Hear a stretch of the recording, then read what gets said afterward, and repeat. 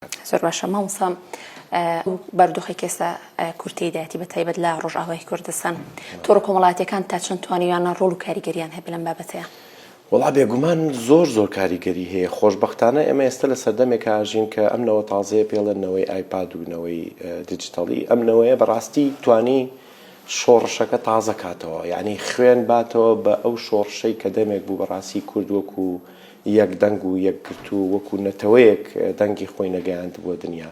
خەریب و وردە ئەم بابەتە نەتەوەیە کاڵە بووە، بەڵام خۆشبەختانە هەم ئەم جیلە لەسەر دەستی ئەم نەوەی ئێستا و هەمیش ئەو ئاسانکاریانەی کە پلاتفۆرمە دیجیتاڵیەکان کردویانە بەڕاستی بۆ کورد سوودێکی زۆر گەورەی هەبوو. ئەوەی کە لە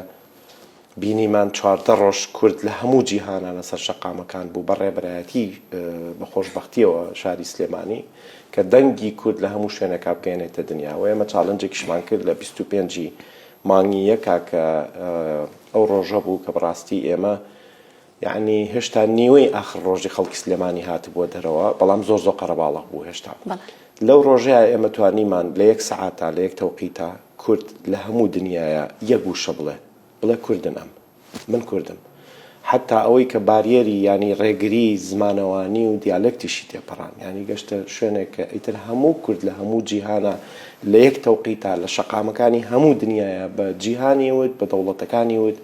کە ئێوە ئیسراحەت دانیشتون ئێمە دەوڵەتێکمان نییە بۆیە ئێستا لە سەرجادەین. بۆیە وردە ینی دوای شۆڕشی ڕۆژئاوا بەڕاستیەکەی ئەوەی کە توانی سوودێکی گەورە بگەێنێ بە کورد پلاتفۆرمەکانی دیجیتال میدیا بوو کە کورتایە دەنگی خۆی بەرز کردەوە و ئێستش ئێمە هەر نەوەستاوین، یعنی دوای خۆپیشاندانەکان هەر لە ڕێگەی پلاتفۆرمەکانەوە هاشتاگی کوردن ئەممان ڕاگەیاندووە و چاڵنجێکیشمان بەناوی کوردن ئەم ڕاگەیاندووە کە هەر کەسە بتوانێت وەڵامی پرسیاری ئەوەی کە کێنە ئێمە کێن بە ئازادانە و بە شانازیەوە ڕای خۆی بڵێ لە ڤیدیۆکەیە بۆ هەموو جیهان.